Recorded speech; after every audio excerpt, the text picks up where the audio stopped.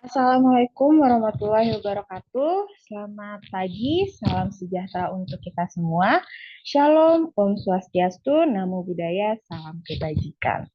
Baik, terima kasih untuk adik-adik mahasiswa yang sudah hadir pada acara sosialisasi MBKM internal semester genap tahun akademik 2024-2025. Nah, di sini ternyata ada juga saya ucapkan selamat datang kepada Bapak Ibu dari perwakilan masing-masing program studi dan juga fakultas dan juga para program owner yang sudah hadir untuk menyampaikan acara atau kegiatan yang akan diikuti adik-adik mahasiswa saat MBKM internal di masing-masing program owner. Baik, izinkan saya perkenalkan diri terlebih dahulu. Perkenalkan saya Isa dari bagian pengembangan akademik yang akan memandu acara sosialisasi MBKM internal pada pagi hari ini di sesi 1. Oke, mungkin kita akan mulai ya untuk adik-adik di sini. Mohon untuk diperhatikan nih kegiatan MBKM internal apa yang ada di Telkom University untuk di semester genap, gitu ya. Jadi harapannya semoga adik-adik di sini sudah ada gambaran gitu terkait dengan kegiatan apa sih nantinya yang akan diikuti di masing-masing program owner. Mungkin dari kemarin banyak banget yang bertanya, sekiranya saya dari Prodi A ingin ikut MBKM internal, cocoknya di mana. Nah, itu nanti bisa disimak baik-baik terlebih dahulu. Jadi teman-teman di sini juga udah ada gambaran nih kegiatan MBKM mana yang sekiranya mungkin sesuai dengan minat, passion, atau juga dengan program studi masing-masing seperti itu. Baik, kita akan mulai terkait dengan pemaparan program owner pertama ya di sosialisasi MBKM internal semester genap ini. Untuk program owner pertama kita ada Direktorat Pusat Informasi, Direktorat Putih. Di sini sudah ada Mbak Niswa Navia Sartono. Halo Mbak. Pagi Mbak Isa. Iya, halo selamat pagi. Baik, Mbak Niswa, kami persilakan untuk pemaparannya. Terima kasih. Baik, terima kasih Mbak Isa atas waktunya. Saya izin share screen terlebih dahulu.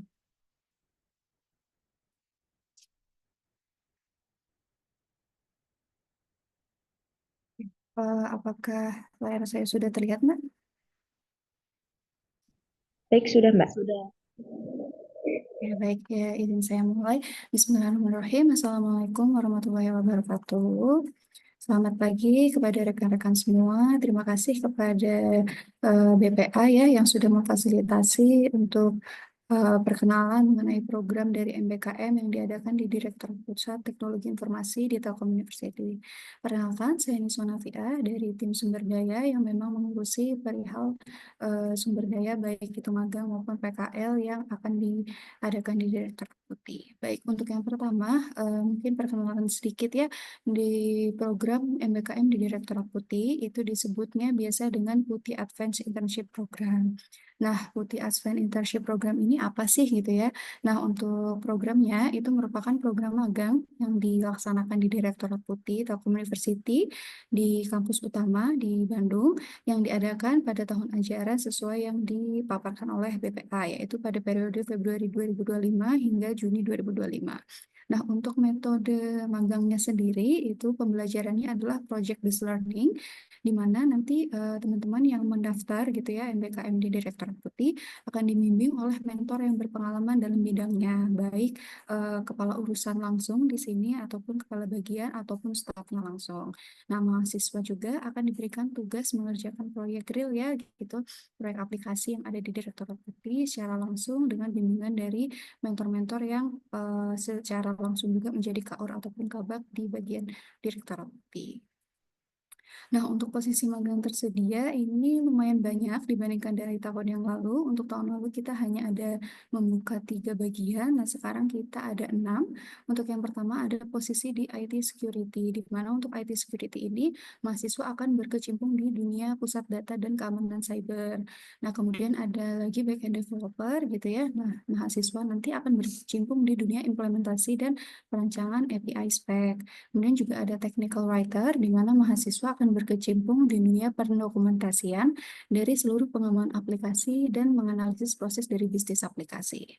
Nah, untuk IT security ini itu akan ditempatkan di bagian urusan keamanan TI di bawah infrastruktur TI. Kemudian untuk backend developer dan technical writer itu akan di bawah bagian pengembangan produk TI. Nah, untuk selanjutnya ada 3 posisi lagi. Yang pertama adalah full stack programmer, di mana untuk full stack programmer ini mahasiswa akan berkecimpung di dunia programming aplikasi untuk pengembangan e-print. Nah, untuk full stack programmer yang ini itu basicnya di website gitu ya, jadi bukan di aplikasi.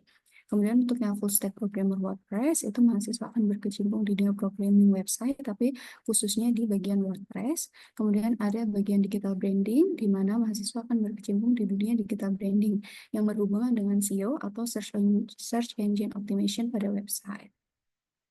Nah, untuk capaian pembelajarannya, untuk yang pertama, mungkin untuk yang IT security, mahasiswa akan mampu memahami kegiatan pengelolaan pusat data dan keamanan cyber. Kemudian mahasiswa juga mampu untuk merancang, melakukan implementasi, dan mengevaluasi sistem pengelolaan pusat data atau mekanisme secara secure coding.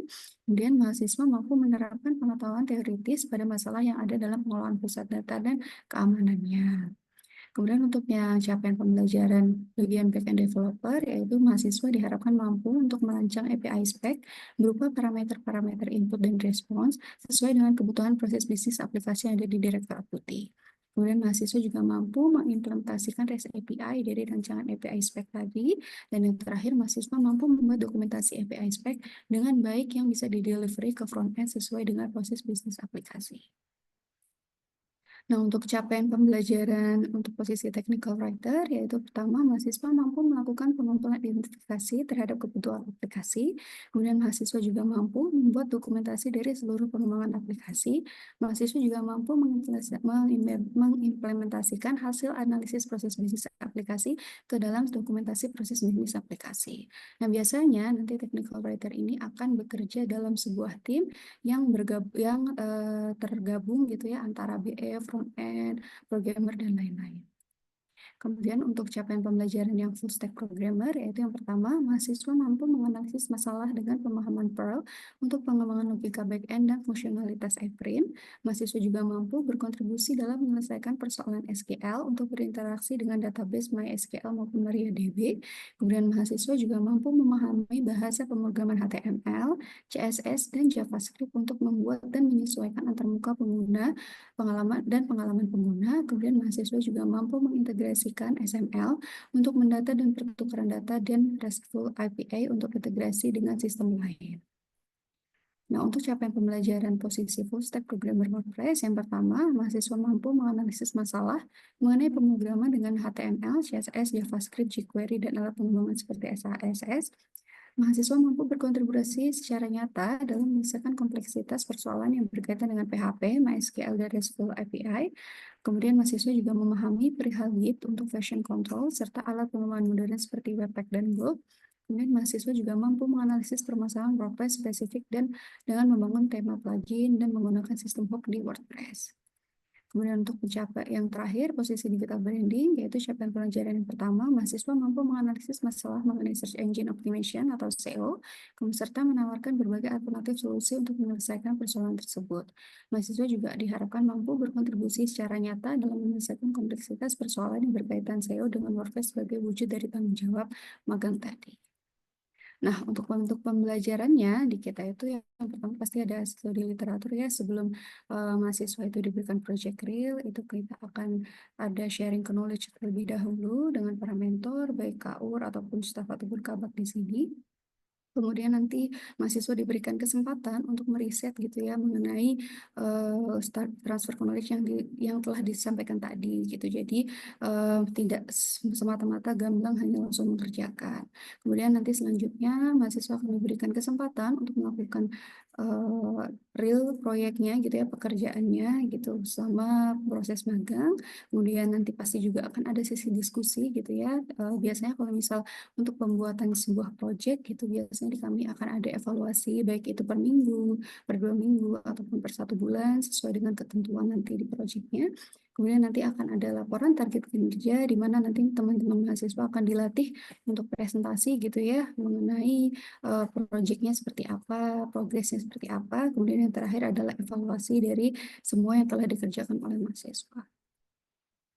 Nah, untuk rubrikasi penilaiannya, untuk yang security IT itu ada 20% mengenai pemahaman infrastruktur jaringan dan dasar keamanan informasi, kemudian 50% mengenai keamanan informasi lanjutan dan penilaian keamanan aplikasi informasi, kemudian yang ketiga adalah 30% mengenai pelaporan komprehensif. Nah, untuk pelaporan komprehensif ini, yaitu tadi ya, ketika nanti ada evaluasi, nanti teman-teman presentasi, itu masuknya di pelaporan komprehensif. Kemudian untuk penilaian yang back-end developer, yaitu ada 20% mengenai perancangan API spek di awal, dan kemudian yang 15% yaitu membantu perancangan IRD, kemudian 35%-nya dari pembuatan REST API yang tadi sudah dibikin dari IRD dan API speknya, kemudian ada 15% itu adalah kerjasama gitu ya, karena memang untuk pembuatan project baik dia back-end developer ataupun technical writer itu akan saling berkolaborasi dalam sebuah tim. Kemudian yang terakhir adalah 15% itu dari hasil proyek secara keseluruhan sesuai dengan fitur dan target yang sudah ditentukan di awal. Nah, untuk yang technical writer kurang lebih juga sama. Yang pertama adalah 20% itu mengenai pembuatan project plan-nya ketika akan mendokumentasikan sebuah aplikasi. Kemudian 15% mengenai pembuatan SDKPL, BRD, dan SRS. Kemudian 35% dari pembuatan user manual. 15% dari kerjasama komunikasi dengan tim mentor. Kemudian yang terakhir adalah 15% dari hasil proyek keseluruhan sesuai dengan fitur dan target yang ditentukan di awal. Nah, untuk yang full stack programmer, rubrikasi penilaiannya ini rata ya di 20%. Yang pertama yaitu mengenai pemahaman prologika tadi, kemudian pemahaman MySQL MariaDB, kemudian pemahaman HTML, CSS, dan JavaScript, kemudian 20% pemahaman sistem konfigurasi Apache atau server, dan yang terakhir adalah pemahaman integrasi data atau XML. Nah, untuk yang full stack programmer developer, di WordPress, untuk yang pertama itu 25% mengenai pemahaman HTML, CSS, JavaScript, dan jQuery yang di awal tadi. Kemudian pemahaman mengenai PHP, MySQL, dan RESTful API. Kemudian 25% mengenai pemahaman Git untuk version control. Dan yang terakhir adalah pemahaman pengembangan untuk tema plugin di WordPress. Nah, untuk yang digital branding, rubrikasi penilaiannya adalah yang pertama adalah mengenai pemahaman digital marketing SEO on page, itu sebesar 25%. Kemudian pemahaman digital marketing SEO off page. Kemudian ada pemahaman kaitan SEO nanti ke WordPress. Dan yang terakhir adalah penilaian mengenai digital branding itu sendiri. Nah, untuk syarat pendaftarannya, untuk yang security IT, sesuai dengan ketentuan dari BPA itu ada beberapa ya. Yang pertama mengenai jenjang semesternya, di mana kalau untuk S1 minimal di semester 7 dan D3 di semester 5. Kemudian diharapkan juga untuk mahasiswa yang daftar di Direktur Putih itu kuliahnya hanya tinggal TA atau PA ya, jadi tidak sedang berkuliah di jam kerja. Karena apa? Karena untuk magang di kami itu nanti akan masuk gitu ya, full WFO gitu. Jadi tidak ada hybrid maupun WFH. Tapi untuk WFH nanti mungkin ketika ada acara atau izin bisa disampaikan kepada mentor yang ada di lapangan. Kemudian tidak akan yudisium hingga program selesai dan disetujui oleh Kaprodi. Nah, ini selanjutnya adalah tertarik dengan dunia infrastruktur teknologi informasi ya, dan memahami mengenai dasar-dasar keamanan TI serta dasar keamanan cyber. Nah, untuk program studinya ini bisa diikuti oleh teman-teman dari prodi teknik maupun informatika ataupun sistem informasi yang memang mungkin di mata kuliahnya ada mata kuliah mengenai keamanan. Nah, kemudian untuk syarat pendaftaran untuk yang posisi back-end developer sama untuk semester 7 semester 7 untuk S1 dan semester 5 untuk D3. Kemudian dari prodi teknik atau berbasis IT juga sama tadi. Kemudian memiliki pemahaman mengenai DML, DDL, kemudian Node.js, ditambahkan untuk Nest.js, kemudian mengenai pengetahuan REST API dan version control, kemudian dapat berkomunikasi dengan baik dengan tim, kemudian memiliki keinginan untuk bekerja sama dengan tim dengan baik. Kemudian untuk yang technical writer, mahasiswa aktif ya di S1 minimal semester 7 dan di D3 minimal semester 5. Kemudian untuk prodinya itu bisa diikuti oleh semua prodi yang memang dia mempelajari atau ada mata kuliah mengenai pendokumentasian aplikasi seperti itu ya. Kemudian sedang tidak yudisium hingga program selesai, kemudian memiliki keterampilan menulis, membuat diagram dengan menguasai tools pendukung, kemudian dapat berkomunikasi dengan baik di dalam tim, dan memiliki kemampuan untuk problem solving. Nah, untuk yang full stack programmer WordPress, diharapkan mahasiswa yang mendaftar itu tertarik dengan dunia programming ya, utamanya, kemudian memahami dasar-dasar mengenai HTML, CSS, JavaScript, kemudian juga memahami dasar-dasar mengenai program PHP dan MySQL, dan mengenai teknis dari WordPress itu sendiri. Nah, untuk yang full stack programmer itu kurang lebih sama, hanya ada tambahan memahami di bagian sistem konfigurasi Apache dan server, atau memahami dasar-dasar integrasi data XML.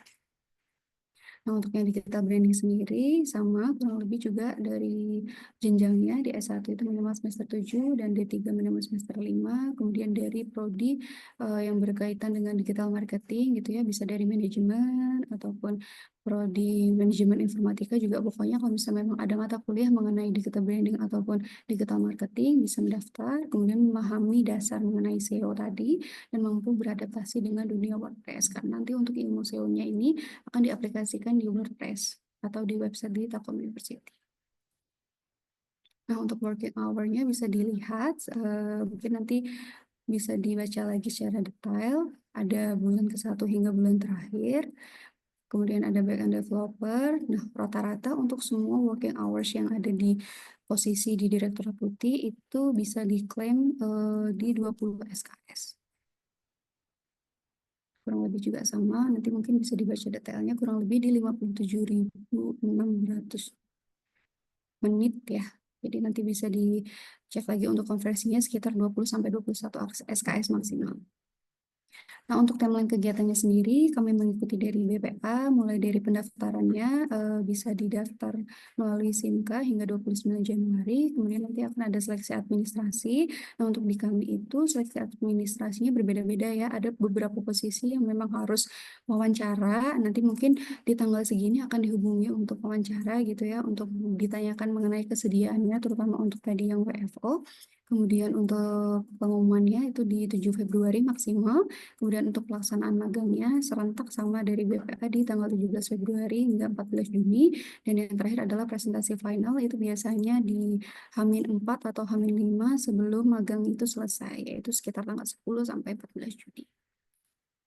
Baik, sekian mungkin presentasi dari saya mengenai posisi-posisi yang terbuka di MBKM Direktorat Putih. Mungkin untuk teman-teman atau rekan-rekan yang ingin menanyakan lebih detail gitu ya mengenai job desk-nya atau mengenai pendaftarannya atau syaratnya, bisa menghubungi saya di nomor yang tertera, atau bisa menghubungi melalui email di email is@telkomuniversity.ac.id. Terima kasih, saya cukupkan, saya kembalikan ke Mbak Isa. Baik, terima kasih Mbak Niswa atas pemaparannya tadi, juga sudah sangat jelas banget ya ini. Jadi di sini adik-adik tadi sudah bisa melihat kira-kira apa saja tadi yang dibuka ya, itu cukup banyak. Kemudian persyaratannya juga dari masing-masing posisi. Kemudian juga tadi sudah ada rubrikasi penilaian ya, sekiranya nanti akan dikonversi seperti itu. Nah, terkait dengan konversi SKS atau mata kuliah di sini kami ingin mengingatkan kembali nih. Jadi banyak banget ya dari kemarin pertanyaan untuk konversi SKS mata kuliah ini seperti apa, kemudian dapat dikonversi mata kuliahnya apa saja. Nah, untuk konversi SKS atau mata kuliah di sini teman-teman bisa langsung koordinasikan kepada prodi masing-masing gitu ya. Jadi teman-teman bisa langsung ke dosen wali dan juga kaprodi atau mungkin admin prodi terkait dengan konversi SKS atau mata kuliah begitu. Jadi berapa SKS yang dapat diambil, kemudian mata kuliah apa saja yang dapat dikonversi, itu semuanya kebijakannya ada di program studi masing-masing begitu. Jadi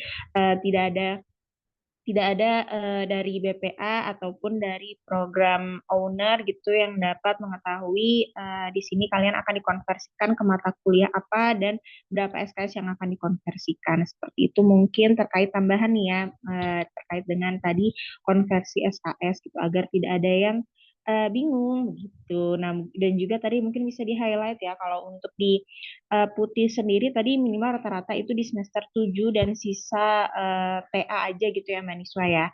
Karena mungkin nanti akan WFO gitu dan lebih fokus kalian untuk program masing-masing yang ada di Direktorat Putih seperti itu.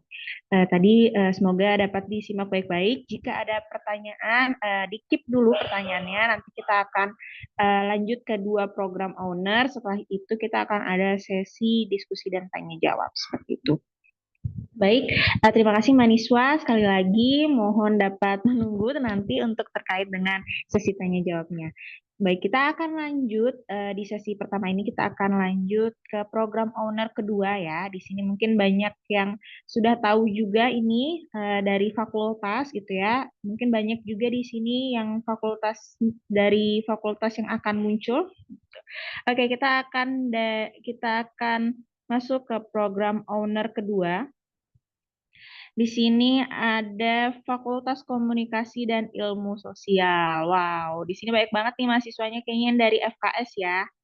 Ada nggak dari SKS? FKS banyak banget nih kayaknya. Oke, di sini dari Fakultas Komunikasi dan Ilmu Sosial di sini ada Mas Ilham Ferdian. Halo Mas Ilham. Say hi dulu mungkin. Oke, mungkin banyak ini dari warga FKF nih. Banyak banget mungkin yang udah familiar dengan muka Mas Ilham ini ya. Oke, jadi di sini ternyata dari fakultas pun akan membuka nih MBKM internal. Jadi mungkin buat adik-adik yang ingin dekat dengan fakultasnya, mungkin bisa mencoba untuk ikut MBKM internal di Fakultas Komunikasi dan Ilmu Sosial ini. Baik, Mas Ilham, sudah siap Mas Ilham? Ya, udah siap ya. Oke, baik. Sesi kedua, sesi satu untuk program owner kedua. Di sini ada Fakultas Komunikasi dan Ilmu Sosial kepada Mas Ilham Ferdian dipersilakan. Izin share screen ya, Mbak. Baik, Mas.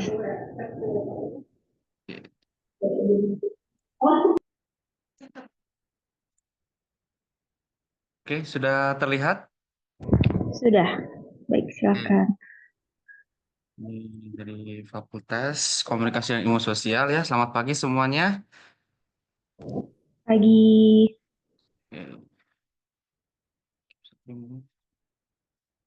Ya, pertama kita juga pengenalan terlebih dahulu. Perkenalkan, nama saya Ilham Ferdian. Saya selaku staf sekretaris pimpinan di Fakultas Komunikasi dan Ilmu Sosial.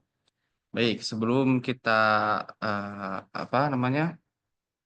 Kita tahu program apa saja yang ada di fakultas. Pertama kita lebih tahu dulu apa itu magang di MBKM yang ada di fakultas ya. Baik, yang pertama itu kita ada di program optimalisasi konten kreatif di media sosial.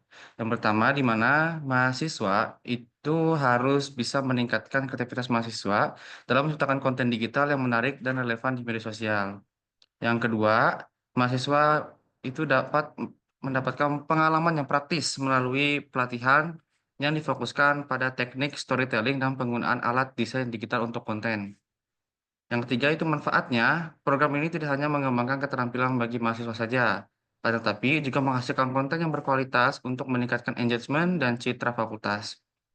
Strateginya itu yaitu melalui riset dan pembuatan konten, mahasiswa belajar untuk merancang strategi yang dapat meningkatkan interaksi dengan audiens di media sosial. Lalu capaiannya apa saja yang akan didapatkan? Baik, yang pertama itu capaian untuk pembelajaran mahasiswa, di mana mahasiswa dapat memahami engagement algoritmanya, yaitu mahasiswa belajar bagaimana konsep dasar tentang engagement dan faktor-faktor yang mempengaruhi performa konten di media sosial. Yang kedua yaitu merancang strategi konten, di mana kemampuan mahasiswa dalam merancang konten sesuai dengan karakteristik audiens masing-masing platform, seperti yang Instagram atau sosial media yang ada di fakultas, itu yang mahasiswa harus memahami audiens dari fakultas tersebut, begitu. Yang ketiga, di mana mahasiswa itu memiliki penguasaan tools desain digital. Mahasiswa itu akan diajarkan menggunakan platform seperti Canva dan Adobe Creative Cloud untuk menghasilkan konten menarik. Seperti ya mungkin kalau video menggunakan Adobe Premiere, After Effects, atau mungkin CapCut ya yang bisa dipakai. Yang keempat itu ada analisis performa konten, di mana mahasiswa mendapatkan keterampilan dalam melakukan analisis performa konten dengan menggunakan data analitik. Jadi tidak sembarang konten yang dimasukkan, jadi maksudnya apa namanya konten yang diupload itu tidak hanya sekedar viral, tapi juga bisa sesuai dengan akunnya fakultas. Misal ya tentang akademisi ya, berarti tentang akademisi seperti itu, pembelajaran dan sebagainya. Tapi dikombinasikan dengan konten-konten yang sedang viral. Oke, bentuk pembelajaran dan job desk mahasiswa. Yang pertama yaitu riset dan perencanaan konten. Mahasiswa melakukan riset tren dan kebutuhan audiens. Terus membuat kalender konten yang sesuai dengan agenda fakultas. Yang kedua, pembuatan konten kreatif, di mana mahasiswa mendesain materi visual menggunakan tools digital seperti Canva atau lainnya. Membuat caption atau narasi yang menarik dan sesuai dengan konsep storytelling. Mengelola proses produksi konten, foto, video, atau desain grafis.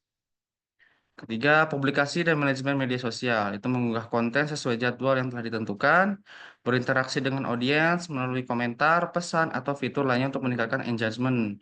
Jadi kalau misalnya setelah membuat konten, lalu ada komen atau ada chat, itu dibalas saja, seperti itu. Keempat, ada analisis dan evaluasi performa konten. Itu menggunakan data analitik media sosial untuk mengukur performa konten. Membuat laporan hasil evaluasi yang mencakup tingkat engagement dan efektivitas konten, memberikan rekomendasi perbaikan strategi berdasarkan hasil analisis.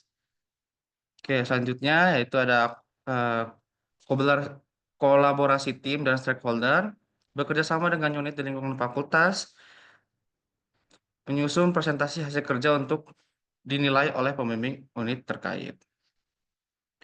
Baik, selanjutnya ada rubrikasi penilaian program atau kegiatan. Baik, penilaiannya ada dua komponen. Komponen pertama yaitu menilai kualitas, relevansi, kreativitas, dan penggunaan tools digital dalam konten yang dibuat. Penilaian yang kedua yaitu evaluasi performa konten dan kemampuan presentasi mahasiswa dalam menyampaikan hasil kerja, serta mengukur kemampuan mahasiswa dalam berkolaborasi dengan tim dan stakeholder untuk menghasilkan konten. Lalu ketentuannya seperti apa untuk peserta dan persyaratan kompetensinya?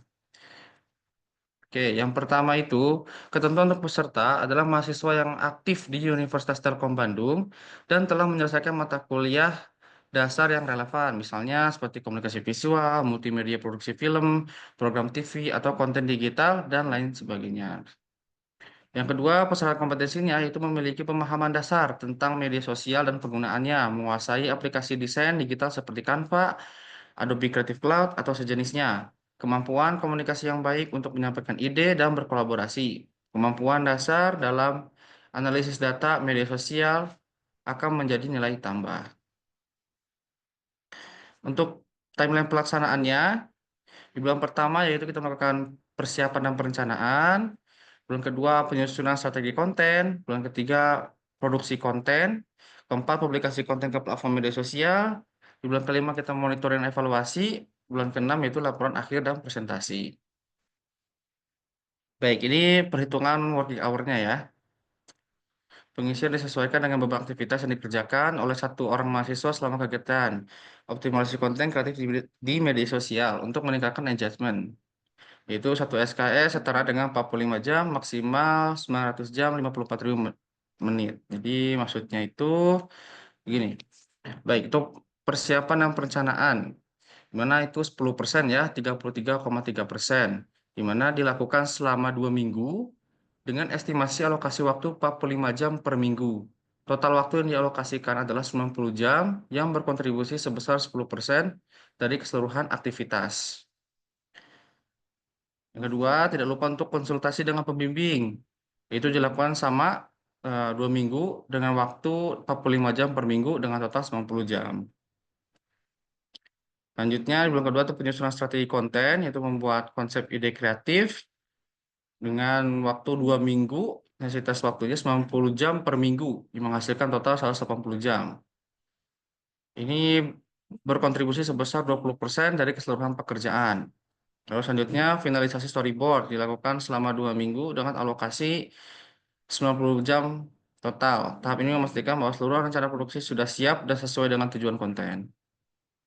Tiga ada produksi konten, yaitu pengambilan gambar, video, dan editing. Dilakukan selama 4 minggu dengan waktu 180 jam per minggu. Kemudian ada pembuatan narasi, berita, dan caption. Sama dilakukan juga 4 minggu dengan durasi waktu 180 jam per minggu.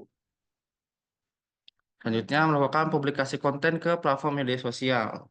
Itu upload konten ke media sosial selama 2 minggu dengan total 45 jam per minggu.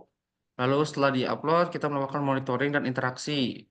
Bagaimana hasil dari upload itu, apakah ada kenaikan engagement, lalu apakah harus ada perbaikan dari kontennya, seperti itu. Nah, di sini kita kemudian selanjutnya dia monitoring dan evaluasi. Kita analisis umpan baliknya dilakukan selama 2 minggu dengan alokasi 45 jam, penyempurnaan konten, lalu laporan akhir dari hasil konten yang sudah dibuat dan dipublikasikan. Oke, selanjutnya kita ke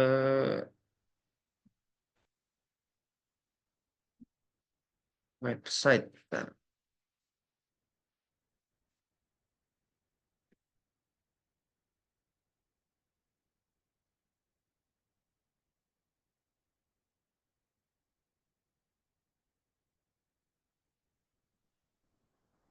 Oke, untuk program magang aplikasi berbasis website, yaitu di mana program ini dirancang untuk memberikan mahasiswa berkesempatan untuk terlibat langsung dalam proyek nyata. Jadi di sini fakultas sendiri akan membuat sebuah website untuk digunakan di fakultas. Maka ini merupakan kesempatan bagi mahasiswa bisa membuat website baru agar bisa dimanfaatkan oleh fakultas itu sendiri. Begitu. Mahasiswa akan berkontribusi pada pengembangan aplikasi yang mendukung operasional fakultas meningkatkan keahlian mereka. Yang ketiga, menghubungkan teori yang dipelajari di kelas dengan praktik di dunia industri melalui proyek pengembangan aplikasi. Nah, program ini tuh bertujuan untuk mempersiapkan mahasiswa menghadapi tantangan di dunia kerja melalui pengalaman langsung. Capaian pembelajaran dan kompetensinya yaitu yang pertama, dasar-dasar pengembangan web. Mahasiswa harus memahami konsep dasar yang mencakup frontend dan backend untuk membangun aplikasi. Yang kedua, struktur aplikasi web, yaitu mampu merancang dan mengimplementasikan aplikasi berbasis web yang sesuai dengan kebutuhan pengguna. Yang ketiga, menguasai penggunaan alat dan teknologi terkini dalam mengembangkan aplikasi web seperti HTML, CSS, JavaScript, dan framework seperti React ataupun Laravel. Yang keempat, proses pengembangan mampu melakukan pengujian dan debugging aplikasi untuk memastikan kualitas dan fungsionalitas. Lalu selanjutnya ada pembentukan pembelajaran dan job desk mahasiswa. Di mana pertama, mahasiswa dapat mengumpulkan dan menganalisis kebutuhan penggunaan melalui wawancara dan survei. Nah, dari fakultas sendiri sudah melakukan survei dan wawancara. Mungkin apabila nanti ada kekurangan sebagainya, ya kita coba untuk survei kembali seperti itu. Kedua, yaitu membuat wireframe dan prototipe aplikasi untuk mendapatkan umpan balik dari pengguna. Ketiga, implementasi pengembangan aplikasi, yaitu mengimplementasikan aplikasi menggunakan bahasa pemrograman dan framework yang telah dipilih. Keempat, pengujian fungsionalitas aplikasi, yaitu melakukan pengujian fungsional dan non-fungsional untuk memastikan aplikasi berjalan dengan baik.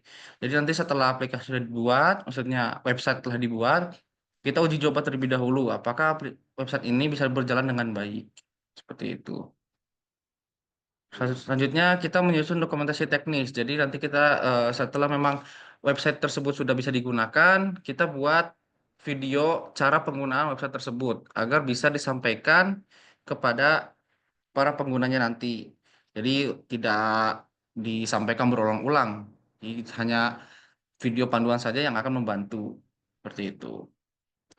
Selanjutnya setelah itu semua selesai, ya hasil pengembangan aplikasi dapat dipresentasikan ke pimpinan fakultas dan pemangku kepentingan lainnya.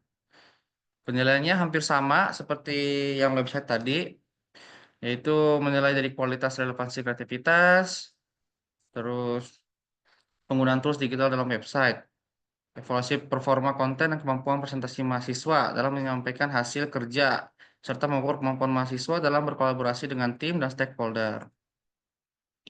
Ketentuan persyaratannya yaitu sama mahasiswa aktif di Universitas Telkom dan telah menyelesaikan mata kuliah dasar yang relevan. Terus persyaratan kompetensinya memiliki pemahaman dasar tentang pengembangan aplikasi web, termasuk bahasa pemrograman seperti HTML, CSS, dan JavaScript. Memiliki pengetahuan tentang konsep dasar sistem informasi dan manajemen proyek. Mampu menggunakan alat dan teknologi yang relevan dalam pengembangan aplikasi seperti framework dan alat pengujian perangkat lunak. Memiliki keterampilan dasar dalam desain antarmuka pengguna UI dan pengalaman pengguna UX. Timelinenya juga hampir sama seperti yang sebelumnya. Yang pertama, bulan pertama kita analisis kebutuhan, lalu bulan kedua kita akan desain aplikasi, yang ketiga kita pengembangan, 4 pengujian, lalu yang kelima kita membuat video dokumentasi, keenam kita laporan akhir dan presentasi.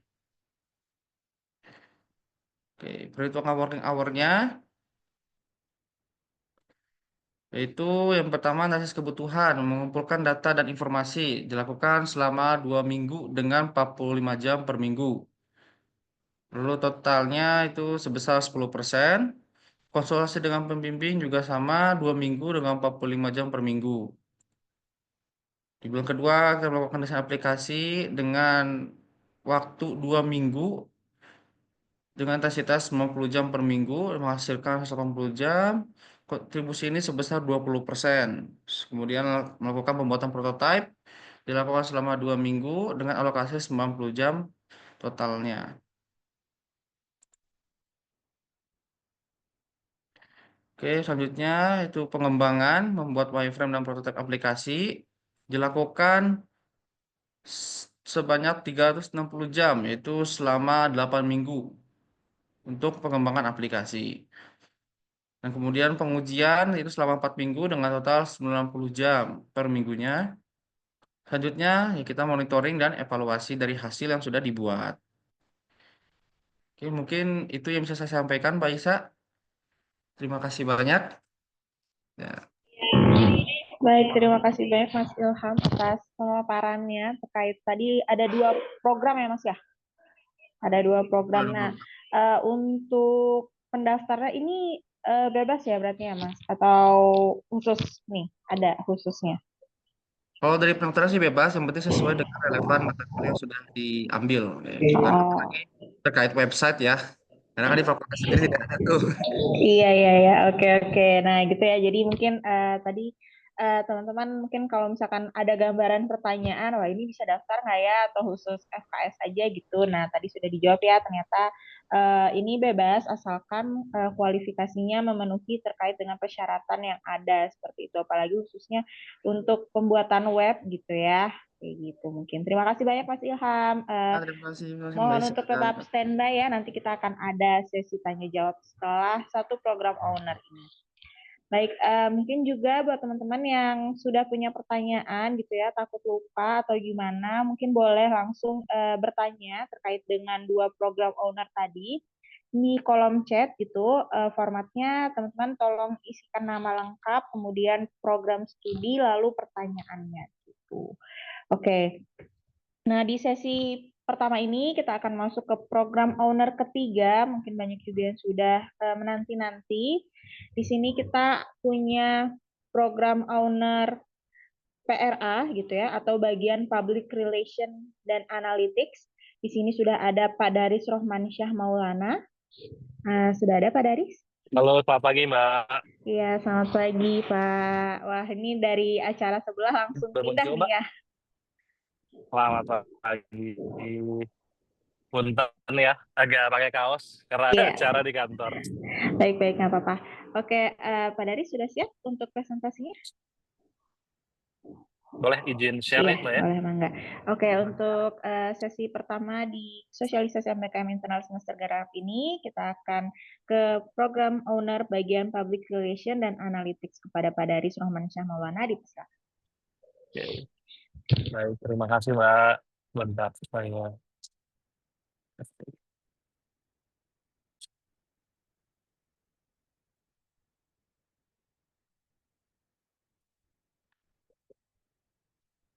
Sudah terlihat Mbak?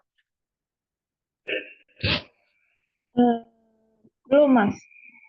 Belum ya? Iya. Bentar, saya stop share dulu. Kalau di sini masih tampilannya di saya masih Mas Ilham ya? Iya, sebentar ini. Di unpin dulu, oke, sudah. Oke, Oke. Boleh dicoba lagi? udah terlihat? Oke, sudah. Udah ya. Oke. Baik, terima kasih. Assalamualaikum warahmatullahi wabarakatuh. Selamat pagi semuanya. Di sini udah ada rekan-rekan mahasiswa semua ya. Oke, di sini saya mau menjelaskan terkait program MBKM internal yang eh, dilakukan gitu ya di salah satu bagian di unit atau Direktorat Strategis di Telkom University. Nama bagiannya Public Relation dan Analytics gitu ya, dan program yang kami hadirkan di MBKM internal ini namanya Public Relation dan Analytics Community atau disebut Prakom gitu ya. Ini sebuah program pengembangan talenta muda komunikasi di institusi gitu ya. Jadi kita bisa lihat nih kira-kira apa saja yang nantinya akan teman-teman lakukan gitu ya sebagai humas di sebuah perguruan tinggi. Oke, ada istilah ya apa namanya ya? Tak kenal maka tak sayang gitu ya. Nah, kita pengen lihat nih posisi yang ada di bagian public relation itu ada di mana sih gitu ya. Nah, untuk bagian PRA ini, kita ada di bawah rektor langsung gitu ya, di Prof. Adi gitu ya. Nah, di Pak Rektor ini memiliki 4 direktorat gitu ya, salah satunya Direktorat Sekretariat dan Perencanaan Strategis gitu ya, yang dipimpin oleh Bu Firly sebagai Direktur SPS. Nah, kira-kira di bagian di SPS ini ada apa saja sih gitu ya, ada 6 bagian gitu ya. Ada Sektim, ada SAI gitu ya, ada P3I, ada PRA gitu ya, ada penjaminan mutu dan juga ada legal. Nah, kita ada di Public Relation dan Analytics.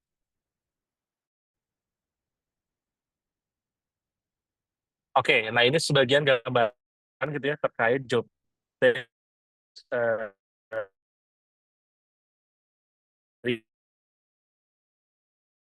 di Public Relation dan Analytics gitu ya. Kami itu ada. Nah, apa saja nih yang dikerjakan oleh teman-teman di Public Relation gitu ya.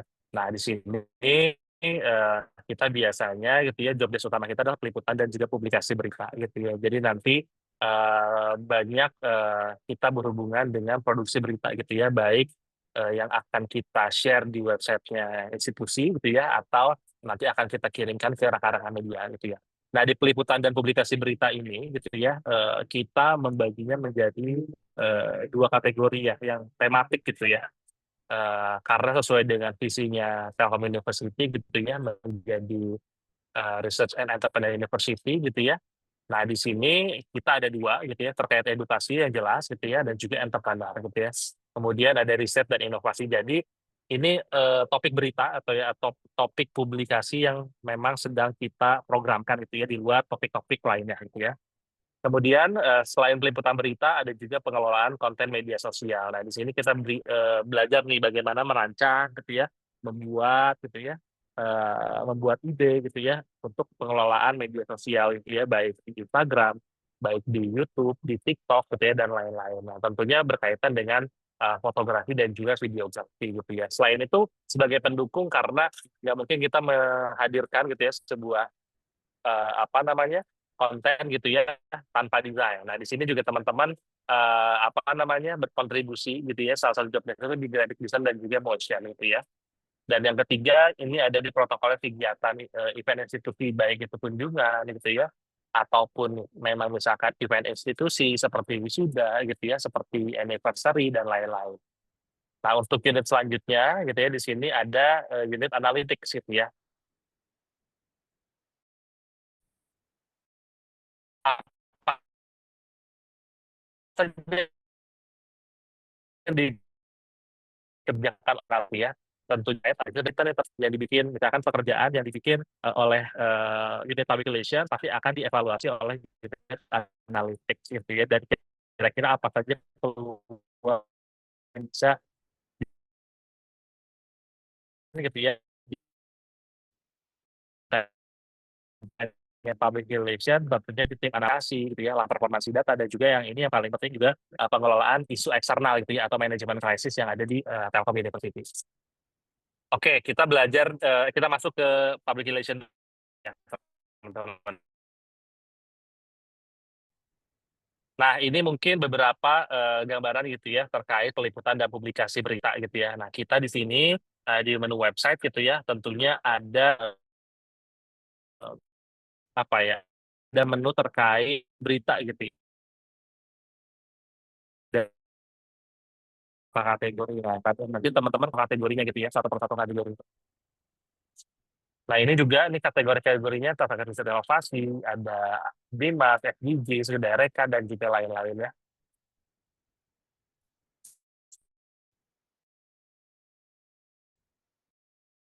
Nah, ini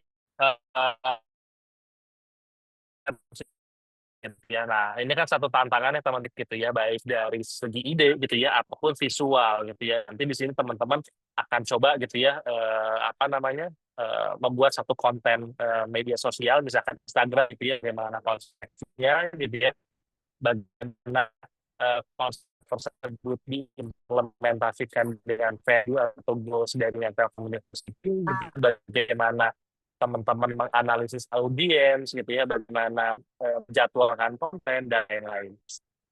Nah, ini media channel yang kita miliki gitu ya, ada Instagram, ada TikTok, ada YouTube, ada LinkedIn, ada Facebook, Twitter, dan juga lain-lain ya. Nah, ini beberapa kategori yang menjadi fokus kami gitu ya, dan kami pun menggunakan beberapa hashtag gitu ya dalam setiap konten yang kami hadirkan. Nah, ini beberapa contoh konten Instagram yang sudah kami hadirkan di sepanjang tahun 2024, mungkin di 2025 yang baru ya, atau template konten yang baru gitu ya. Mungkin teman-teman bisa cek di Instagramnya Telgi, itu salah satu konten yang nanti akan kita gunakan selama 1 atau 2 tahun ke depan. Nah, ini yang biasanya kalau kita bikin konsep seperti ini gitu ya, nah teman-teman ditantang nih gitu ya, challenge juga gitu ya, terkait konten-kontennya, bagaimana teman-teman menghadirkan warna baru gitu ya, atau konten yang lebih fresh gitu ya pada konten itu. Jadi nanti kita bisa discuss juga gitu ya, setiap minggu gitu ya, atau setiap bulan untuk evaluasi. Nah, ini beberapa konten YouTube yang sudah dibikin juga sama teman-teman PRA dan juga teman-teman MBKM sebelumnya gitu ya. Kita ada talk show, kita ada video profile terkait produk inovasi gitu ya, dan konten-konten seru yang memang dihadirkan di TikTok gitu ya. Nah, kalau untuk talent gitu ya teman-teman, kita punya ambassador gitu ya. Jadi nanti teman-teman bisa pilih, masing-masing ambasador itu punya karakteristik tersendiri gitu ya. Jadi teman-teman kira-kira kontennya apa gitu ya, pemilihan ambasadornya siapa gitu ya, karena yang lebih tepat itu nanti bisa kita diskusikan juga teman-teman. Nah, ini salah satu konten TikTok gitu ya, ada di Innovation, di Education Excellence, dan juga program MBKM, dan juga konten seru lainnya gitu ya. Ini salah satu gitu ya, dibangun oleh ya eksternal maupun internal sih. Nah, ini salah satu apa ya namanya ya, fokus utama juga di PR gitu ya, bagaimana kita membangun relasi gitu ya dengan eksternal, baik internal gitu ya, untuk meningkatkan engagement gitu. Nah, kita masuk ke analitik teman-teman. Ini suaranya jelas ya? Atau agak putus-putus? Agak putus-putus, Mas. Agak putus-putus ya, ini internetnya. Nanti di-mention aja ya kalau memang misalkan putus-putusnya agak parah gitu ya. Ya, baik-baik. Nah, oke, next di analitik nih teman-teman. Apa saja yang teman-teman lakukan di analitik, dan tentunya monitoring data ya dari media sosial maupun website. Gitu. Nanti kita belajar bagaimana gitu ya teman-teman. Karena sebenarnya teman-teman komunikasi gitu ya di sini kan kita biasanya hanya bisa membuat konten gitu ya. Tapi agak sulit menganalisis terkait kontennya gitu ya. Apakah konten yang kita hadirkan, konsep yang kita hadirkan, goals yang kita hadirkan itu sudah sesuai atau tidak gitu. Nah, kita bisa belajar dari apa namanya, pengelolaan analytics gitu ya, dan juga monitoring data dari sistem yang sudah kita miliki gitu. Terus pengembangan web juga kita selalu ya setiap tahun improvement terhadap website selalu ada gitu ya. Untuk tahun ini gitu ya, nanti akan menghadirkan geologi kita implementasikan di website gitu ya selama 1 tahun ini. Dan ini proyeknya sudah kita mulai gitu. Jadi nanti teman-teman yang nanti akan bergabung di Vera pasti akan join gitu ya di proyek ini. Nah ini juga dashboard performance teman-teman. Ini dashboard performance kita gunakan untuk seluruh media sosial, seluruh website gitu ya. Tidak hanya di kampus utama tapi juga di kampus lain. Jadi nanti teman-teman bisa riset gitu ya by data gitu ya kira-kira performansi tiap bulan, performansi tahun ini atau misalkan year on year-nya gitu ya apabila kita bandingkan dengan tahun-tahun sebelumnya seperti apa untuk analisa itu sudah kita punya gitu ya dashboard-nya. Nah ini juga salah satu engagement ya dari media. Kemudian website performance juga dan alhamdulillah Maret 2024 gitu ya untuk jumlah visitornya hampir di 5 juta gitu ya 4 visitor ini tahun karena banyak artikel yang memang kita hadirkan dan banyak diakses oleh eksternal gitu ya sehingga itu bisa bikin visitor kita bertambah juga. Nah ini salah satu strategi juga nanti teman-teman pembuatan konten berita dan lain-lain gitu ya bagaimana bisa sesuai kebutuhan kita gitu ya nanti kita akan belajar banyak juga. Ini news monitoring juga gitu ya kita bisa lihat per tahun kita ada berapa news yang sudah kita hadirkan baik internal ataupun yang memang eksternal gitu ya exposure dari rekan-rekan media. Ini social listening juga nih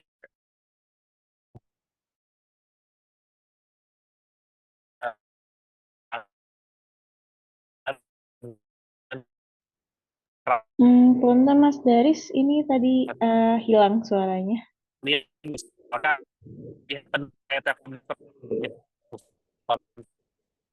ya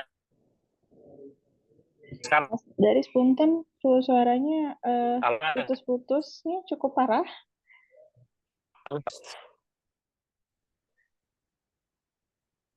saya ini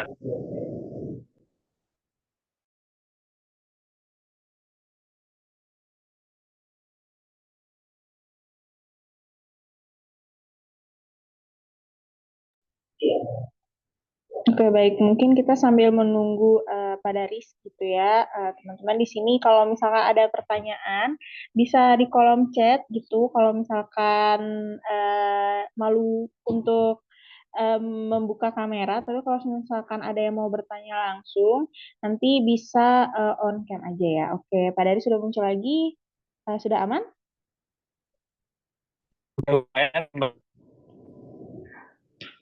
Boleh diulang lagi, punten.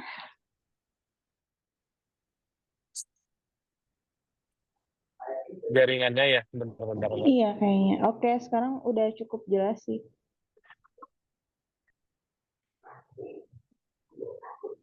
Sudah agak lumayan. Udah lumayan. Oke, suaranya lumayan. Punten ya teman-teman ya. Udah lumayan. Oke.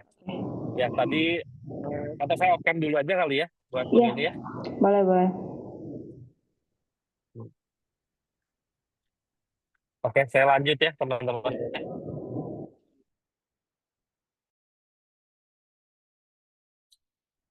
Oke. Nah, ini sosial listening teman-teman salah satu aplikasi yang kita miliki gitu ya. Jadi teman nanti bisa guna ketika apa ya teman sedang mengobrolkan tentang value gitu ya apa saja gitu ya, topik-topik yang sedang diobrolkan. Nah biasanya kita ngambil dari sini nih isu-isu nih. Nah nanti kita pilih kira-kira isu-isu yang memang berkembang di media sosial gitu ya. Apakah ada isu nggak yang memang bisa menjadi sebuah krisis gitu ya buat Asana Positif. Nah nanti teman-teman belajar juga terkait pengelolaan social listening ya teman-teman. Oke, nah ini juga nih teman-teman apa namanya ya, target gitu ya di tahun 2025 untuk Telkom University gitu ya. Kemarin kita alhamdulillah 2 tahun berturut-turut terjadi juara satu nasional kategori laman gitu ya dari Kementerian Dikti Saintek gitu ya. Dan ini juga insya Allah di tahun ini kita ingin ke sana lagi gitu ya. Jadi kalau teman-teman gabung di PRA gitu ya, nanti teman-teman akan menjadi bagian dari penyusunan program yang nanti akan kita lakukan di 2025. Nah, kalau kita masuk ke program gitu ya terkait program gitu ya pengembangan budaya komunikasi ini menghadirkan ya. Pertama karena memang dulu ya MBKM gitu ya, kita aktif sebagai kampus yang memang menjadi kampus utama, kampus pertama gitu ya, yang mendeklarasikan program MBKM. Jadi kami rasa kami perlu berkontribusi banyak gitu ya. Salah satunya dengan menghadirkan program ini di bagian public relations. Nah, untuk konferensi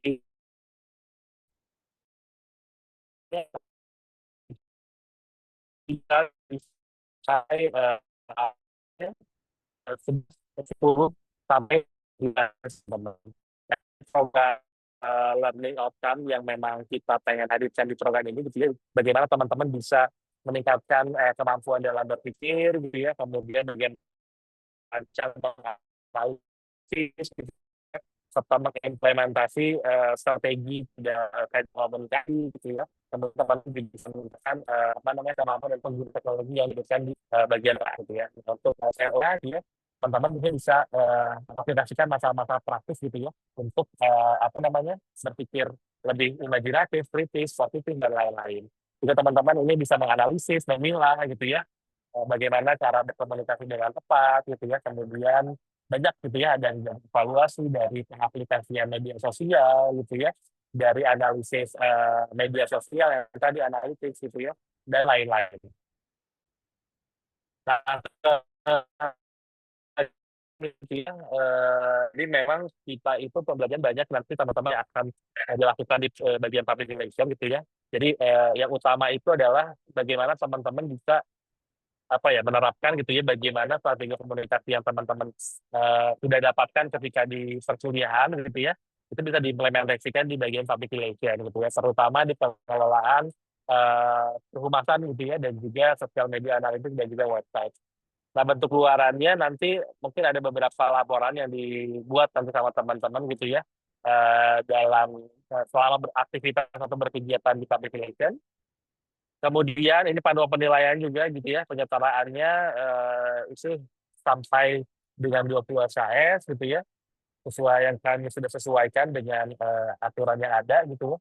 Kemudian rubrik penilaian juga kita bagi dalam beberapa kategori gitu ya, dari bidang institusi gitu ya. Bagaimana teman-teman bisa mengimplementasikan harmony accessibility di sini gitu ya. Kemudian teman-teman yang kedua merancang dan juga merencanakan konten gitu ya. Bagaimana teman-teman juga bisa mengimplementasikan perancangan konten tersebut menjadi sebuah karya gitu ya. Kemudian teman-teman juga bisa menganalisa data, dan juga terakhir adalah kemampuan teman-teman dalam berkomunikasi baik antara teman-teman dan juga tim CRA gitu ya, ataupun teman-teman dengan tim MBKM lainnya atau tim teman-teman mahasiswa lainnya. Nah, ini rancangan pembelajarannya gitu ya, teman-teman. Jadi nanti kita akan tekankan pada kemampuan atau skill gitu ya dari teman-teman gitu ya, terkait penulisan gitu ya, udah baik itu berita gitu ya, artikel gitu ya, kemudian juga teman-teman ada di produksi digitalnya terkait fotografi dan juga videografi dan juga desain gitu ya. Kemudian kemampuan komunikasi yang tadi gitu ya, branding ke eksternalnya gitu, karena kita juga ada media gathering biasanya setahun 2 kali dengan teman-teman media. Ini salah satu peluang teman-teman juga gitu ya, yang memang nanti akan terjun ke dunia eh, apa namanya eh, digital broadcast gitu ya, itu bisa banget sesuai dengan rancangan pembelajaran yang ada di PRA gitu. Nah, ini untuk peserta persyaratan teman-teman yang jelas mahasiswa aktif Telkom University gitu ya, lulus di beberapa mata kuliah gitu ya, terus kemudian juga ada beberapa disetujui oleh Kaprodi gitu ya, dan juga aktif menggunakan media sosial gitu ya, lulus mata kuliah literasi data dan juga lain-lain. Dan mungkin ini ada penyesuaian gitu ya, mungkin bagi teman-teman yang di luar program studi ilmu komunikasi atau humas misalkan gitu ya, di luar tahun lalu yang batch keempat itu kita menerima di luar ilmu komunikasi gitu ya. Jadi teman-teman ada yang dari sistem informasi yang nanti kita akan create-kan ulang gitu ya dari segi program. Oke, nah ini timeline-nya teman-teman, selama teman-teman nanti bergabung di PRA gitu ya, ada beberapa timeline yang nanti akan teman-teman lalui gitu ya. So far sih job desk harian ya, job desk harian, event gitu ya, dan lain-lain. Nah, ini perhitungan waktu kerjanya gitu ya, teman-teman. Jadi ini nanti akan 6 bulan gitu ya, minimal di 11 SKS dan nanti dimaksimalkan di 30. Dan juga ini mungkin beberapa testimoni dari teman-teman prakom sebelumnya gitu ya, yang mungkin salah satunya ada nih Akila Zahra ini mahasiswa ilmu bukan komunikasi, humas gitu ya, mahasiswa digital public relation yang ikut program MBKM 2 kali di PR gitu ya, dan akhirnya kemarin menjadi pegawai kami gitu ya, rekrut pegawai di public relation. Nah, selebihnya gitu ya, ada yang memang lanjut S2 juga, ada yang juga memang hanya di program studi S1 saja. Itu mungkin Mbak Fatimah gitu ya, terkait program MBKM internal Prakom dari Direktorat FPF. Terima kasih. Baik, terima kasih Pak Daris atas presentasinya tadi ya terkait pemaparan program MBKM internal yang ada di program Prakom gitu ya kalau di PRA. Nah, jadi mungkin mau konfirmasi sedikit ya, berarti untuk program studi itu bisa dari mana aja nih ya Pak Daris ya? Ya, betul. Kayak kemarin yang B4 kita ya, kita ada menerima di program studi DKV gitu ya, sama di sistem informasi. Karena terkait website juga. Oke. Baik, jadi mungkin teman-teman di sini kalau merasa minder, wah saya bukan jurusan e-com, saya bukan jurusan public relation gitu ya. Nah, tadi sudah disampaikan ternyata bisa nih kalau misalkan dari jurusan lain. Asalkan nanti mungkin teman-teman memang punya minat di bidang tersebut dan ada pengalaman mungkin ya terkait dengan apa tadi yang menjadi concern di MBKM internalnya public relation seperti itu. Dan tadi juga menarik banget ya, mungkin salah satu benefit ya dari MBKM internal itu seperti tadi yang sudah disampaikan, contohnya jadi sudah ikut MBKM internal di Telyu, ternyata mungkin teman-teman di sana cocok dan penilaiannya bagus, nah bisa lanjut nih untuk menjadi pegawai di Telkom University seperti itu. Mungkin itu salah satu benefit ya untuk ikut MBKM internal di semester genap ini. Oke, terima kasih Pak Daris atas presentasinya tadi. Kita akan lanjut ke sesi tanya jawab. Jadi untuk teman-teman mahasiswa di sini yang ada pertanyaan terkait dengan 3 program owner tadi, jadi kita sudah melaksanakan sesi 1 dengan program owner Direktorat Putih, kemudian dari Fakultas Komunikasi dan Ilmu Sosial, dan juga dari bagian Public Relation dan Analytics gitu. Nah, ada yang bertanya mungkin dari teman-teman, kalau misalkan mau boleh raise hand gitu, atau misalkan mau di kolom chat juga boleh untuk 3 program owner tadi. Seperti itu. Mungkin ada yang berminat di salah satunya atau mungkin ingin 3-3-nya begitu. Boleh nih yang mau bertanya. Udah kah teman-teman atau masih bingung atau sudah jelas sekali tadi?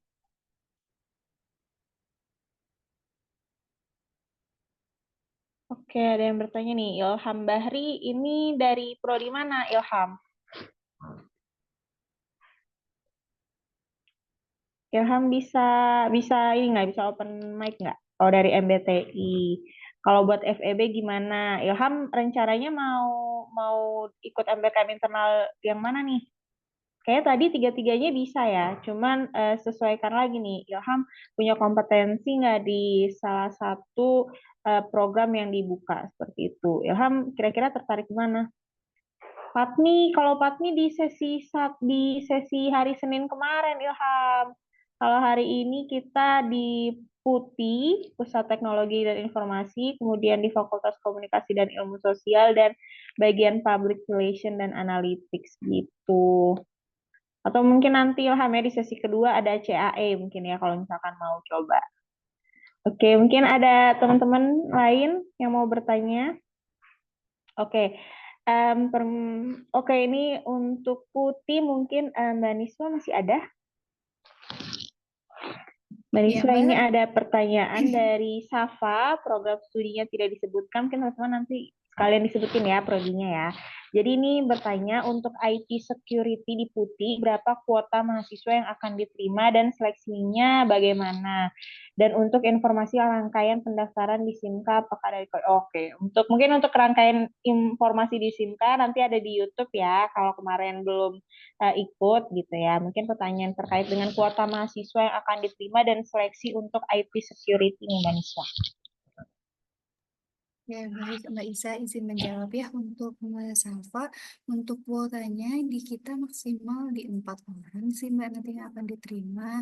Kemudian untuk proses rekrutasinya biasanya memang akan ada sesi wawancara dengan KOR terkait, karena memang nanti di sesi wawancara juga akan dijelaskan sedikit pembagian timnya gitu nanti di IT Security. Enggak, kalau tertarik bisa didaftar saja. Terima kasih.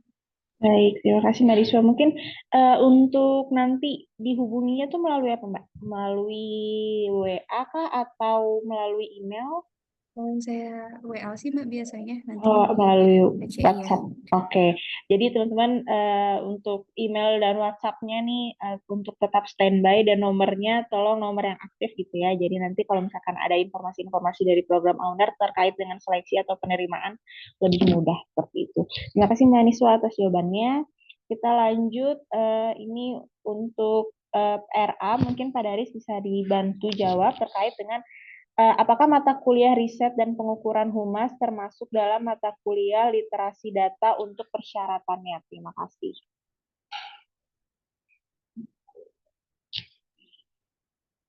Oke Mbak, terima kasih. Untuk detail sebetulnya kami sih tidak terlalu paham sih sebenarnya ya Mbak ya gitu ya. Tapi gitu ya untuk mahasiswa, karena kami kan sudah ngobrol dengan Kaprodi dari Digital PR dan juga teman Kaprodi dari Ukom ya Mbak ya gitu ya. Kalau dari kami sih konsepnya itu sudah memasuki kriteria atau prasyarat gitu ya Mbak ya. Cuma kan nanti kan ada persetujuan juga dari Kaprodi ya gitu kan ya. Nanti mungkin bisa diskusikan dengan Bapak Ibu Kaprodi gitu ya terkait hal itu gitu ya. Atau nanti misalkan kalau mau daftar dulu kan daftar dulu ya, itu bisa apa ya, nanti bisa kita review sebenarnya kan ada CV dan lain-lain kan ya. Itu mungkin bisa jadi bahan pertimbangan bagi kami juga untuk menerima teman-teman semua gitu yang memang yang memang apa ya tertarik gitu ya untuk ikut di program Prakom dari Major Public Relations Analytics. Baik, terima kasih Pak Daris. Mungkin ini masih menyambung terkait dengan mata kuliah tadi yang ditanyakan ya Pak. Ini jadi ada Farel dari MBTI. Ini juga bertanya nih terkait dengan syarat literasi data dan komunikasi, tapi di MBTI itu hanya ada big data. Nah, itu masih masuk nggak nih dalam persyaratan di PRA? Oke, kalau dari kami sih gitu ya untuk FEB gitu ya, karena salah satu job desk kami kan juga terkait pengelolaan data analytics gitu ya, dan ada beberapa riset teman-teman mahasiswa juga terkait apa namanya big data juga gitu di public relation. Sepertinya relate sih Bang untuk MBTI ya gitu ya. Cuma ini apa di semester akhir sekarang ya, apakah bisa juga untuk semester akhir sedang mengalami mata kuliah PA ya? Semester berapa nih Mas Nur Fadli? Nah, Nur Fadli semester berapa nih sekarang? Semester 7 ke 8. Oke, berarti di semester genap itu nanti semester 8. Semester 8 ya gitu ya. Kalau kami sih kemarin rata-rata yang join di PERA itu kalau tidak mahasiswa angkatan 34 gitu ya atau 56 gitu sebetulnya gitu ya.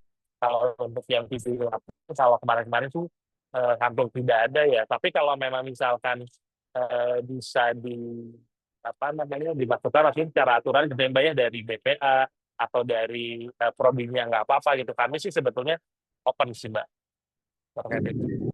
Oke, baik. Terima kasih Pak. Ini kemudian ada juga nih dari mana tadi? Oh, ini si Nur Fadlinya juga tanya nih, Pak Daris, kalau misalkan kan Nur Fadli ini dari teknik telekomunikasi, kira-kira memungkinkan nggak nih di bagian PRA kalau prodi teknik telekomunikasi?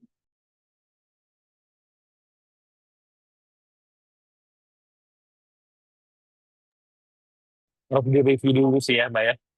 mata kuliah yang memang siapa tahu inline gitu ya dengan apa namanya bagian PRA gitu ya. Kalau kemarin di sistem informasi karena memang ada mata kuliah terkait apa namanya website gitu ya, coding dan lain-lain, memang masuk sih gitu ya. Tapi kalau memang misalkan salah satu ada apa mata kuliah terkait hal tersebut di prodi TT gitu ya, teknik telekomunikasi, mungkin bisa masuknya sih Mbak gitu ya.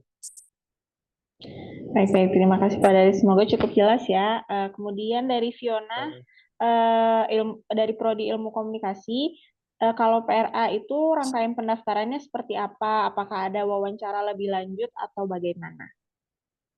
Oke, biasanya seluruh pendaftar yang sudah apply gitu ya ke BPA gitu kan, nanti teman-teman BPA kan menginformasikan ke program owner ya biasanya ya ke kami misalkan Mas Daris nih ada 10 orang mahasiswa atau lebih misalkan yang memang apa namanya sudah mendaftar di program platform. Karena memang kuota kami juga terbatas nih Mbak ya, biasanya kita itu ambil di 4 sampai 5 orang gitu ya, seperti tahun lalu. Jadi nanti kami akan panggil gitu ya, biasanya wawancara secara online ataupun onsite gitu ya, di restoran gitu kan ya. Nanti kita akan wawancara, kita akan saya tanya lebih detail gitu ya terkait apa namanya mata kuliah atau terkait passion dan lain-lain. Biasanya dari situ kita akurasi lagi menjadi 4 sampai 5 orang gitu. Jadi pastinya akan ada wawancara lebih lanjut. Oke, baik. Terima kasih Pak Daris. Mungkin rata-rata sih untuk di semua program owner itu karena kuotanya terbatas ya, jadi pasti akan ada seleksi lagi gitu ya. Mungkin entah itu Ya, wawancara, betul. acara rata-rata. Baik, terima kasih Pak Daris. Oke, ada lagi yang ingin bertanya? Atau mungkin saya izin menginformasikan ya terkait dengan konversi SKS dan semester tadi kalau dari BPA. Jadi untuk konversi SKS dan mata kuliah itu teman-teman bisa langsung konfirmasi ke program studi masing-masing karena kebijakan terkait dengan berapa yang akan dikonversi, kemudian mata kuliah apa aja yang akan dikonversi itu kembali lagi ke prodi masing-masing. Jadi selalu koordinasikan ke dosen wali dan juga kaprodi sebelum mendaftar gitu ya. Apakah kalian diperbolehkan mendaftar, kemudian apakah mata kuliahnya bisa dikonversi, apakah program yang akan kalian daftar itu masih relevan di program studi kalian dan itu bisa dikonversi seperti itu. Karena ada beberapa mungkin program studi yang kalian ingin daftar ke program owner A begitu ya, tapi ternyata itu tidak relevan gitu dengan mata kuliah yang akan dikonversi. Nah, itu kenapa sebelum mendaftar pastikan teman-teman di sini koordinasikan terlebih dahulu ke dosen wali dan juga ke kaprodi seperti itu. Pastikan memang sudah diizinkan dan mata kuliahnya dapat dikonversi. Lalu untuk semester, jadi di semester genap itu kan nanti misalkan teman-teman ada yang semester 6, ada yang semester 8 gitu ya. Nah, untuk yang semester akhir, apalagi semester yang sisa TA gitu, semester 8, itu diperbolehkan untuk ikut asalkan disetujui oleh dosen wali dan kaprodi dan tidak yudisium sebelum program magang tersebut berakhir gitu. Jadi misalkan tadi Nur Fadli mau daftar, tapi di semester depan, semester 8, dipersilakan untuk mendaftar. Namun jika nanti kamu keterima gitu ya, kamu tidak boleh undur diri dan tidak boleh yudisium sebelum program itu selesai begitu. Jadi tetap harus mengikuti program dari awal sampai akhir. Seperti itu mungkin ya. Izin informasi tambahan gitu. Kemudian izin tanya wawancara kira-kira akan dilaksanakan offline atau online ya Kak, mengingat sekarang sedang dalam masa libur semester. Oke, ini mungkin untuk tiga program owner ya. Mungkin dari Pak Daris dulu untuk wawancaranya kira-kira offline atau online? Oke, kalau dari kami sih ya Mbak ya biasanya kebanyakan online gitu ya Mbak ya. Jadi memang fleksibel kita hubungi dulu gitu ya. Misalkan nih ke seluruh pendaftar di PRA gitu kan ya. Nanti yang bisa siapa aja online, yang bisa siapa aja onsite, siapa aja gitu kan ya. Kalaupun memang misalkan presentasinya lebih banyak online, nanti kita akan tarik ke online. Intinya fleksibel sih Mbak. Kalau dari kami. Siap-siap. Terima kasih Pak Daris. Oke, untuk Mbak Niswa mungkin kalau di Putih seperti apa Mbak Niswa? Ya, untuk deputi juga sama sih Mbak, untuk interviewnya nanti akan dilaksanakan secara online. Kita juga akan menghubungi eh, mahasiswa terkaitnya terlebih dahulu untuk menyesuaikan jadwal. Oke, baik. Terima kasih Mbak Niswa. Kemudian Mas Ilham, kalau di FKS, Untuk di FKS apakah ada sendiri, sesi wawancara?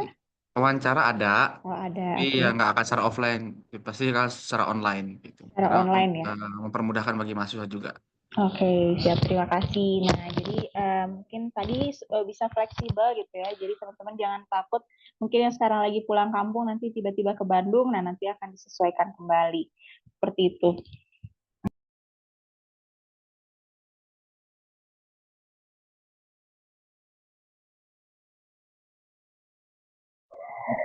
Oke, kemudian dari Safa, jika program MBKM belum muncul di SIMKA. Nah, jadi untuk Safa, jika mungkin bukan buat Safa aja ya, mungkin buat semua teman-teman. Kalau misalkan banyak banget yang bertanya, kenapa di SIMKA program ownernya belum muncul? Nah, itu kita menunggu dari prodi untuk memasukkan mata kuliah yang akan dikonversikan nantinya seperti itu. Jadi bisa eh, bisa koordinasi dulu mungkin ke program studinya atau mungkin bisa sambil menunggu di refresh atau dicek secara berkala seperti itu. Ada lagi yang ingin bertanya? Oh ya, informasi juga nih, mungkin kalau misalkan kelewat ya, ada teman-teman mungkin yang baru join, kelewat terkait dengan presentasi dari masing-masing program owner tadi, nanti bisa cek di YouTube-nya BPA Telkom University. Di situ akan kita upload terkait dengan sosialisasi program MBKM internal di hari Senin, Selasa, dan Rabu besok kayak gitu. Yang mau join untuk di hari Rabu juga bisa, kita masih ada sama sesi 1 dan sesi 2 di pagi hari dan siang hari. Seperti itu. Ada lagi yang mau bertanya atau sudah cukup jelas atau mungkin nanti kalau misalkan teman-teman ada yang mau bertanya lagi bisa ke Talk to BPA, teman-teman bisa buka bpa.telkomuniversity.ac.id. Nanti di pojok kanan bawah itu ada gambar burung. Nah, nanti teman-teman bisa chat ke situ atau bisa juga langsung ke kontak person masing-masing program owner yang tadi sudah diberikan untuk pertanyaan lebih lanjut.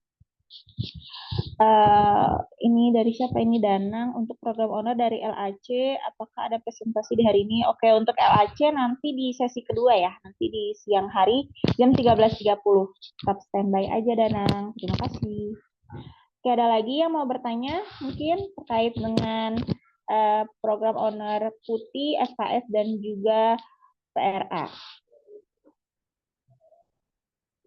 Ada lagi? Kalau dari Mas Ilham, Mbak Niswa, dan Pak Daris, apakah ada informasi lagi yang mau ditambahkan atau sudah cukup? Cukup, Mbak Isa. Oke, terima kasih. Baik, teman-teman, kalau misalkan sudah tidak ada pertanyaan, maka akan kami akhiri sesi sosialisasi MBKM internal semester genap di pagi hari ini. Terima kasih untuk Mas Ilham, Mbak Niswa, dan Pak Daris yang sudah hadir untuk mempresentasikan kegiatan MBKM-nya. Terima kasih. Kemudian juga masing-masing dari perwakilan program studi yang sudah hadir. Terima kasih juga. Dan juga kepada adik-adik mahasiswa Telkom University yang sudah hadir. Terima kasih. Kami tunggu pendaftarannya ya di masing-masing program owner. Jika ada pertanyaan lebih lanjut, bisa langsung ke talkto.bpa.telkomuniversity.ac.id. Dan juga informasi-informasi lebih lanjut bisa dicek di Instagram bpa.telkomuniversity. Atau teman-teman juga bisa langsung bertanya ke masing-masing program owner di kontak person yang tadi sudah diberikan. Sekian mungkin dari saya. Terima kasih atas kehadirannya. Wassalamualaikum warahmatullahi wabarakatuh. Waalaikumsalam. Terima kasih Bapak Tima. Mbak Isa. Jangan lupa Ya, teman-teman join terima PRA ya. kasih. Tetap promosi ya Mbak ya. Oke, makasih. Terima kasih Pak Dari. Silakan melanjutkan kembali kegiatannya. Terima kasih juga Mas Ilham dan Mbak Niswa. Silakan kembali melanjutkan kegiatannya.